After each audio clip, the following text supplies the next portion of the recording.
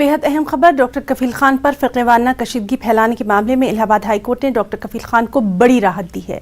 Doctor Khan के खिलाफ दर्ज FIR को कालअदम करार दे दिया गया है। डॉक्टर कफील खान के खिलाफ जिला अदालत में चल रहे मुकदमे की कार्रवाई को भी खत्म करने का हुक्म दिया है। डॉक्टर कफील खान पर AMU में इश्तियाल अंगेज तकरीर करने और फसाद फैलाने का इल्ज़ाम था। चलिए इसी देर करेंगे लखनऊ का। हमारे साथ मौजूद है हमारे साथी तारिक कमर। तारिक, डॉक्टर कफील खान को बड़ी राहत मिल गई है और जिस तरह से लगातार हम पहले भी उनके बयानात देखते रहे हैं, उन्होंने साफ तौर पर कहा था कि उन्हें अदालत पर पूरा यकीन है, उन्हें इंसाफ जरूर मिलेगा।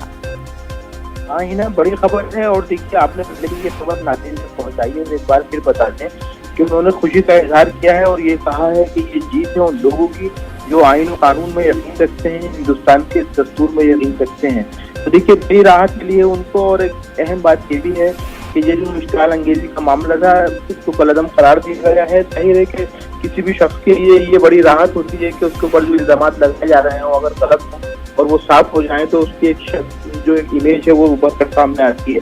एक अहम मामला ये भी है कि जिस अंदाज से उन्हें सस्पेंड किया गया था और एक ही शख्स को 2 दफा सस्पेंड किया जाना, ये भी अपने आप में बड़े चौंकाने वाला अमल था। उसके सिलसिले में भी आइंदा 31 तारीख को फैसला आना है। तो अब देखना यही है कि उस फैसले में क्या होता है। हालांकि उनके साथ जितने लोगों को सस्पेंड किया गया था उन्होंने सभी ने ज्वाइन कर लिया है। कफील अहमद वाला ही मामला बाकी है, तो वो उन्होंने इस बात पर भी उम्मीद जाहिर की है कि ये फैसला भी उनके हक में आएगा। जी तारिक कमर, तो लगातार इस बेहद अहम खबर पर हमारी नजर बनी हुई है। बहुत बहुत शुक्रिया आपका तमाम तर तफसीलात के लिए।